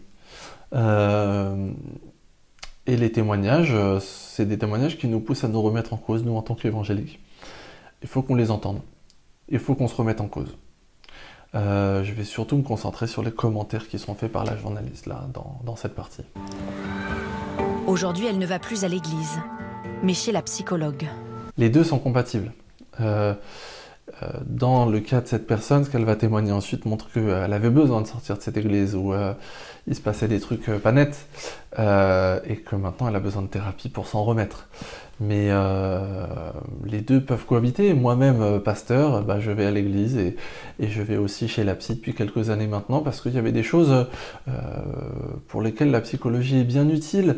Et les deux peuvent vraiment aller de pair. Et je pense que Dieu travaille aussi à travers ma psy pour m'aider à gérer certaines choses de ma vie. Donc voilà, les deux ne sont pas forcément à opposer. Grâce à ces séances, elle a compris qu'elle souffrait en fait de crises d'angoisse, prises pour de la possession. Et oui, juste pour ajouter, le fait d'aller voir un psy, c'est aussi parfois quelque chose que moi-même je vais conseiller à certaines personnes que je vois en entretien pastoraux. Parce que c'est important, et ça c'est quelque chose qu'on m'a appris à la fac où on a eu quelques cours de psychologie, c'est important de connaître les limites de notre domaine. Et quand il y a des personnes qui ont des soucis d'ordre psychologique, de les orienter vers un professionnel qui va pouvoir les aider dans ce domaine-là, sans opposer ça avec la foi. Ils nous tiennent quand même ce discours très paranoïaque de le diable vit sur terre, mais vraiment premier degré. Alors, le diable, on ne sait pas ce que c'est, on ne sait pas qui c'est, on ne sait pas comment ça s'exprime, mais c'est là. Donc là, dans l'église dont elle parle, apparemment, c'était comme ça. Dans des prédications équilibrées, on peut dire, en tout cas d'après la Bible, qui est le diable, et puis quelles sont ses limites aussi, parce que le diable n'est pas Dieu, il n'est pas tout puissant, et Dieu est plus fort. La pire expérience que j'ai pu vivre en lien avec ça, c'était un enfant d'une dame de la communauté qui est décédée. Et ouais, au moment de l'enterrement, on était tous rentrés dans une espèce de folie dans laquelle on s'était dit qu'il allait ressusciter. Et voilà, on a tous pris l'encens et tout ça, et ça a été un désespoir de ne pas le voir sortir de son cercueil, finalement. Vous imaginez rentrer dans un délire où tout d'un coup on se dit mais quelqu'un que vous aimez profondément, qui est votre enfant, pourrait potentiellement revenir à la vie. Et là on y croit dur comme fer. Enfin je veux dire, c'est pas juste un deuil qu'il faut faire, c'est deux. Enfin, pour moi, j'appelle ça de la torture psychologique. Elle a raison. Elle a raison. Bon, est-ce qu'on croit dans l'absolu que Dieu peut ressusciter un mort ? Comme je disais tout à l'heure, on croit que Dieu est tout-puissant. On a des textes bibliques où Dieu l'a fait. Maintenant, il faut un équilibre. Et se mettre à prier comme elle décrit pour que la personne ressuscite au moment de l'enterrement, non, voilà, il faut de l'équilibre, et ce qu'elle décrit ici, elle le décrit très bien. C'est de la torture psychologique. Il faut de l'équilibre. Toujours. Et là, les mots me manquent, quoi. Dans une bonne partie de ce qu'on voit là, les mots vont me manquer parce que ce qui est décrit dans cette partie du reportage, c'est dur. Et je vais être clair, hein. Les églises où il se passe ce genre de choses, elles doivent être signalées, elles doivent être fermées, elles doivent cesser d'exercer, parce que là, c'est grave. C'est grave. Pour éviter d'autres potentielles victimes, elle a décidé d'alerter sur les dérives de certaines églises évangéliques. Donc là, c'est un truc quand même positif de ce reportage, c'est que j'ai découvert ce compte qu'elle a lancé, Balance ton pasteur, où elle alerte sur les abus et les dérives dans les églises évangéliques. Je pense qu'en tant que pasteur, c'est très important d'être au courant des dérives qui se passent dans le monde évangélique. Déjà, pour pas mettre la poussière sous le tapis, parce que c'est jamais bon, et connaître les dérives et les abus et ce qui est mal fait ailleurs, c'est toujours une prévention pour que ça n'arrive pas chez nous, que ça n'arrive pas dans mon église, que ça n'arrive pas dans mon ministère. Il ne faut pas fermer les yeux sur ce qui va mal pour que ça aille bien. Au contraire, je pense qu'il faut être bien au courant de ce qui va mal pour qu'on puisse rectifier les choses. On te présente ce seul modèle-là.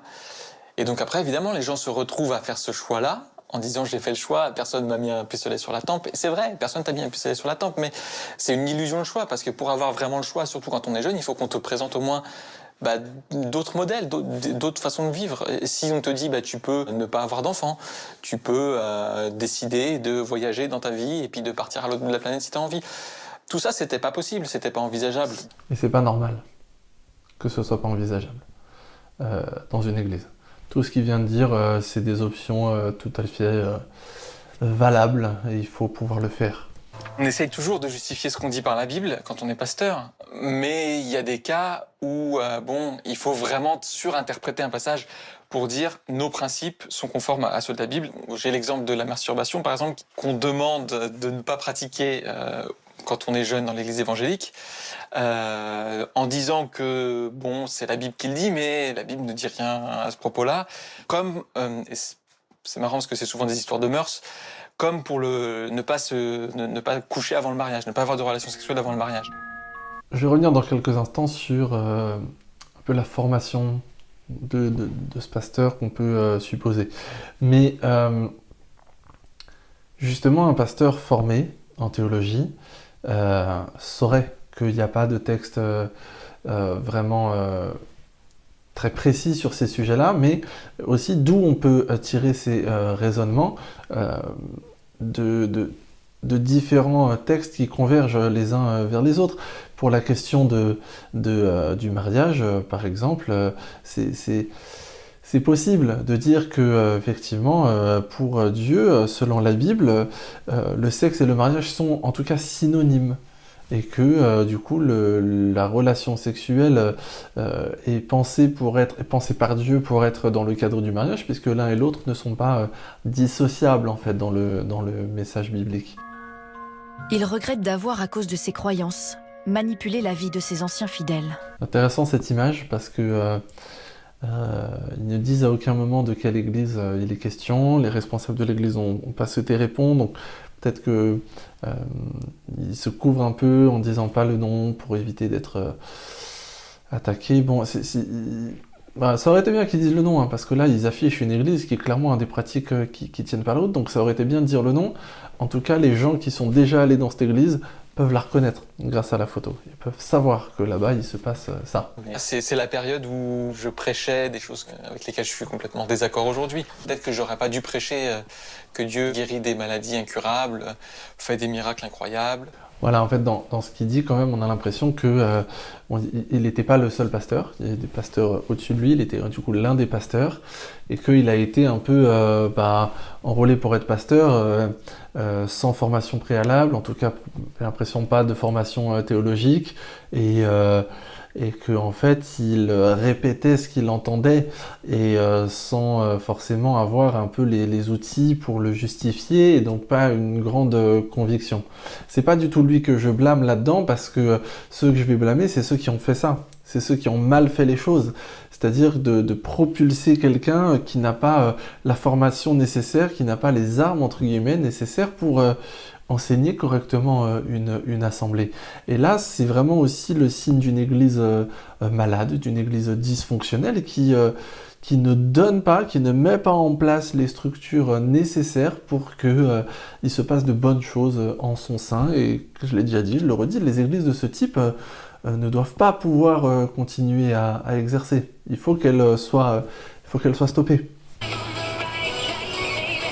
Là, on a la section avec un autre témoignage d'un homosexuel qui a fait son coming out dans une église, et ça s'est pas bien passé. À 19 ans, il trouve le courage d'avouer à son pasteur son secret. Cette homosexualité si longtemps refoulée, par peur d'être rejeté. Il panique, il me dit « oulala, je sais pas comment gérer ça ». Donc voilà, il prie pour moi à plusieurs reprises. Il mettait les mains sur moi et il disait « Seigneur, je te prie au nom de Jésus que vraiment tu puisses guérir Thomas de ses attirances homosexuelles. » Bon, s'il est besoin de le préciser, la réaction de ce pasteur, pas top. Il panique déjà face à ça. C'est vrai que c'est des situations, peut-être on peut se retrouver un peu sans trop savoir quoi dire, mais au point de paniquer, peut-être pas. Ce qu'il faut après, c'est être dans le dialogue, dans l'accompagnement, toujours. C'est quelque chose qui va être un petit peu mis en avant par Yvan Carluire dans une séquence qui suit. On ne peut pas avoir une réponse générale à ce genre de cas et de questions éthiques. À chaque cas, à chaque personne en face de nous, il va y avoir une réponse différente, une manière de réagir différente. Mais la panique, c'est jamais une bonne réaction. Voilà, c'est ici. Donc il y a le divorce, il y a l'homosexualité, l'avortement, les tendances suicidaires. Et donc moi, je faisais cette prière. Seigneur, je renonce au mensonge qui dit que moi-même ou qui que ce soit d'autre a été créé homosexuel. Donc en fait, l'idée là qu'il y a dans ce livret, si je comprends bien, c'est qu'il faut faire cette prière et avec cette prière, on va être libéré. Bon, ça n'est clairement pas aussi simple et je ne vais pas me lancer dans des affirmations catégoriques, mais non, clairement là, c'est pas... voilà. C'est pas une bonne chose ça, quoi. Thomas jure à voix haute qu'il renonce à être homosexuel. Il jure à voix haute. Et après rien n'a changé, hein, voilà, exactement. Donc ça montre bien que c'est quand même pas la bonne manière d'aborder les choses. En fait, on nous dit depuis petit que c'est pas normal, que c'est... Et donc naturellement, on va vers des personnes qui nous disent de changer. Ça a fait que j'ai eu un grand rejet de moi-même pendant longtemps, un rejet de qui j'étais. Je m'aimais pas. Et encore aujourd'hui, j'apprends à m'aimer. Un rejet de lui-même, il dit. Ça conduit à un rejet de lui-même. Ça le conduit à une souffrance psychologique. Attention, ce qui le conduit à une souffrance psychologique ici, là, c'est pas son homosexualité. C'est ce qu'il lui est dit de son homosexualité dans l'église. Et au final, ça le pousse à quoi? Comme les personnes qu'on a vues témoigner avant, ça va le pousser lui-même à un rejet de l'église par laquelle il se sent rejeté. Et les personnes avant, un rejet de l'église par laquelle il se sentait abusé, il se sentait trompé.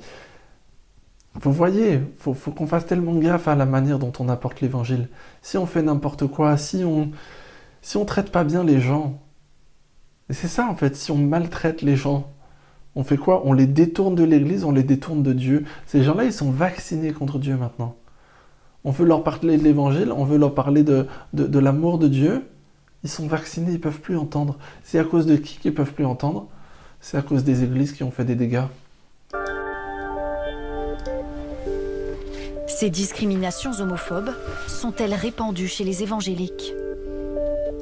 Les églises qui se disent plus ouvertes, comme MLK, sont-elles également discriminantes? Nous avons voulu vérifier le discours tenu par l'église en privé. Nous prenons rendez-vous en caméra cachée pour un entretien pastoral. Nous nous présentons comme une lesbienne, désireuse de progresser dans la foi évangélique. Et là, on va avoir un peu l'exemple d'une bonne réaction quand même, par opposition à la réaction qui nous était racontée tout à l'heure avec la panique. Jésus t'aime. Jésus t'aime. Qui que tu sois, quoi que tu fasses, d'où que tu viennes, Jésus t'aime. Et rien ne changera jamais ça. Ça, c'est toujours vrai, c'est toujours la bonne réponse. Ça n'empêchera en rien ta relation avec Dieu du moment que tu ne pratiques pas et que tu ne rentres pas dans une spirale qui pourrait t'éloigner de Dieu. En fait, le péché, de manière générale, et pas que l'homosexualité, va venir gêner notre relation avec Dieu. Et là, ils mettent un gros focus sur l'homosexualité. Quelqu'un serait arrivé là avec d'autres problèmes, des problèmes d'addiction, il serait arrivé là avec des problèmes de mensonges. Le discours aurait été très très similaire et il est assez juste. On pourrait débattre pendant longtemps des termes exactement employés, etc. On a des bribes de l'entretien, on ne sait pas exactement... Il y a un propos qui a été construit, on n'a pas le propos en entier, mais voilà. À plusieurs reprises, elle nous a incités à réprimer notre orientation sexuelle. Un entretien assimilable à une thérapie de conversion. Non. Je ne crois vraiment pas que cet entretien soit assimilable à une thérapie de conversion. Parce que rien n'a été... on n'a pas cherché à convertir la personne de homosexuel à hétérosexuel, on n'a pas cherché à la changer. C'est juste des vérités bibliques qui ont été énoncées, et puis une personne qui, en fait, derrière a le choix de faire ce qu'elle veut. Elle peut tout à fait choisir de ne plus avoir d'entretien, de ne plus venir dans cette église, de vivre son homosexualité comme elle l'entend, et je crois vraiment pas que ça puisse être assimilé à une thérapie de conversion. Là, ils vont vraiment trop loin. Nous interrogeons Yvan Carluère sur ses propos répréhensibles selon la loi. Il retourne voir Yvan Carluère pour en parler. Je vous recommande fortement d'aller voir les 2 vidéos de MLK que je vais mettre en description. La première, c'est une prédication qui est sortie il y a 15 jours sur la chaîne YouTube de MLK, avant la diffusion du reportage, où Yvan Carluère parlait de comment ça s'est passé. La deuxième, c'est la prédication du dimanche qui a suivi, où il parle un petit peu des conséquences, etc.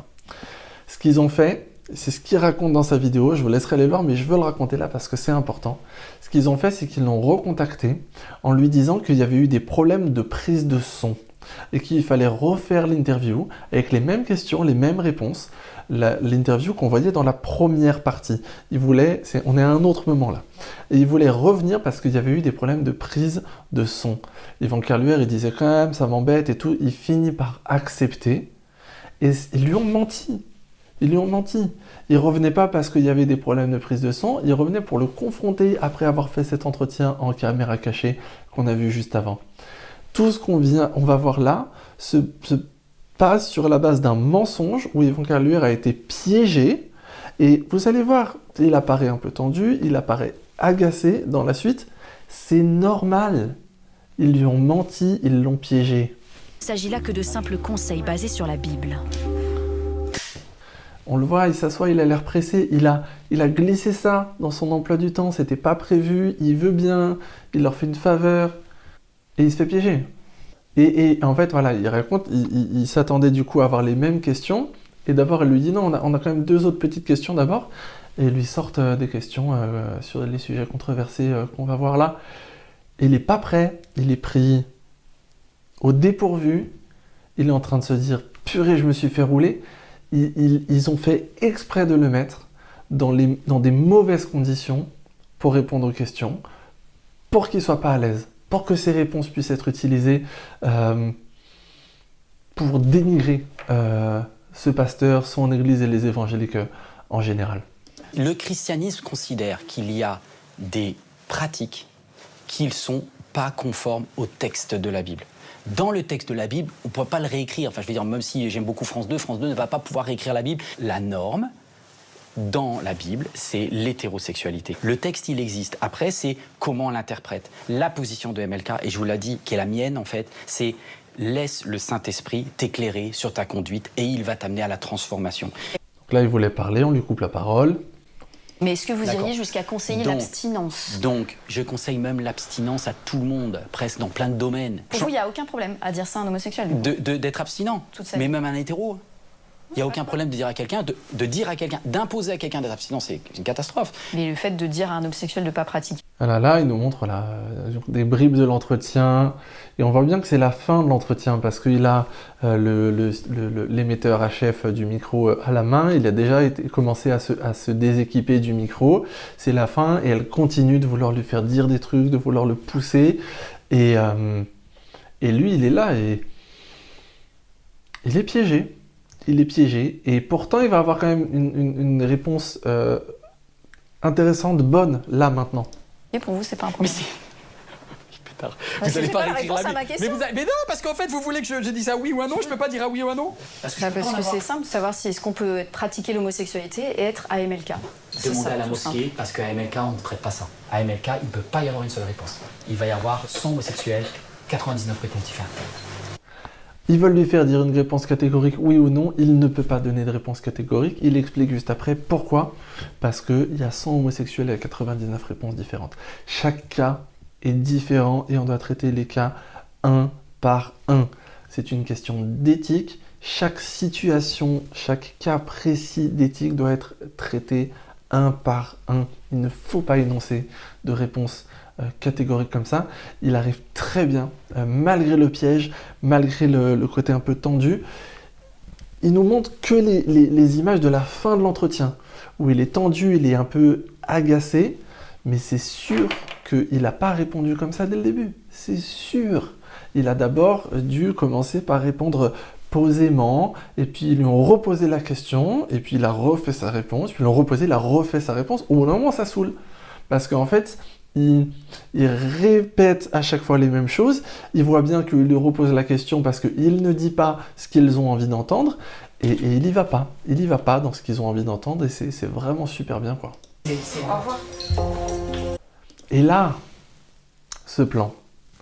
Pourquoi il nous montre ce plan d'Yvan Kerluer qui part en courant? Pour nous dire, on l'a piégé, puis vous voyez, il se lève, il enlève le micro, puis il part en courant, mais regardez, il fuit nos questions parce qu'il n'a pas envie de donner les réponses. Moi, j'ai vu ça, je me suis dit, ah, ils veulent nous faire croire ça. J'ai plus l'impression de voir un pasteur très occupé, overbooké, qui a été bien gentil de glisser cet entretien dans son emploi du temps hyper rempli. Tout ça pour se faire piéger. Non, il part en courant parce qu'il est pressé, là. Thérapie de conversion, emprise mentale, isolement, pression financière. Selon la Miviludes, l'instance chargée de lutter contre les dérives sectaires, les plaintes à l'encontre des églises évangéliques sont en nette augmentation.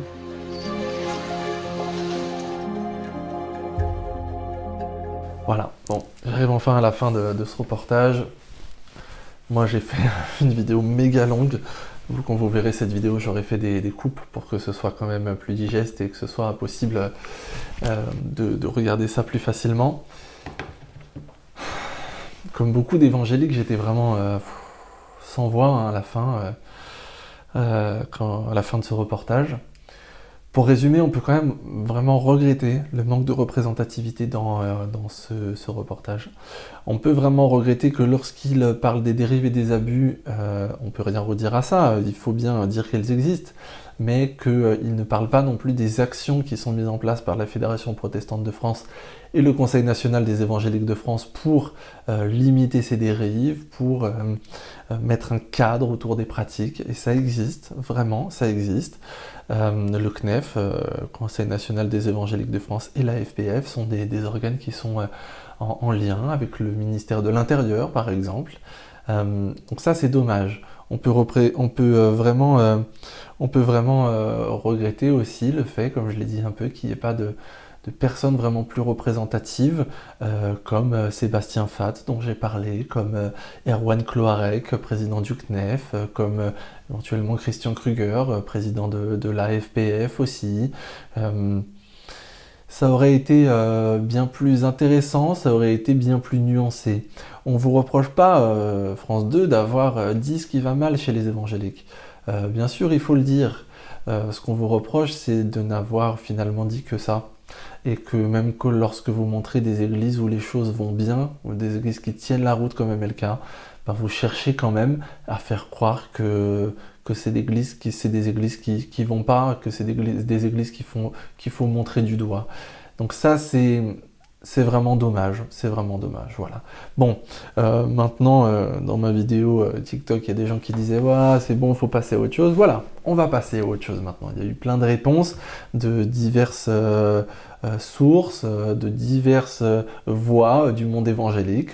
C'est fait, et je crois qu'il fallait le faire. Et puis le CNEF a fait un signalement à l'ARCOM, et on verra ce que ça donne. Mais effectivement, maintenant, on va passer à autre chose, parce que c'est vrai qu'on a autre chose à quoi on peut passer, on a autre chose à faire, mais il fallait faire entendre nos voix. Je suis content que ça ait pu être le cas de manière si diverse, et puis je vais redire pour conclure ce que je disais dans ma vidéo TikTok.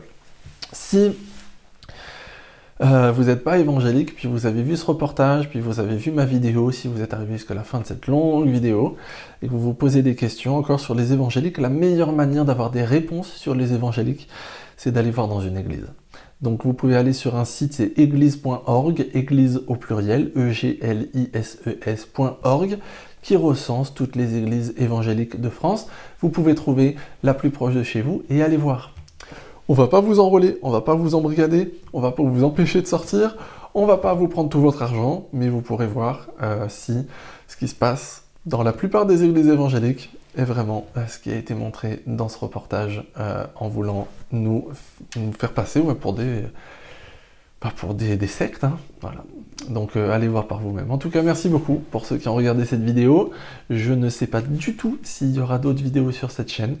Peut-être un jour. En tout cas, si vous voulez me suivre, ça se fait plutôt sur TikTok, hein, sur mon compte Pasteur Tim. J'ai déjà beaucoup trop parlé, alors je m'arrête.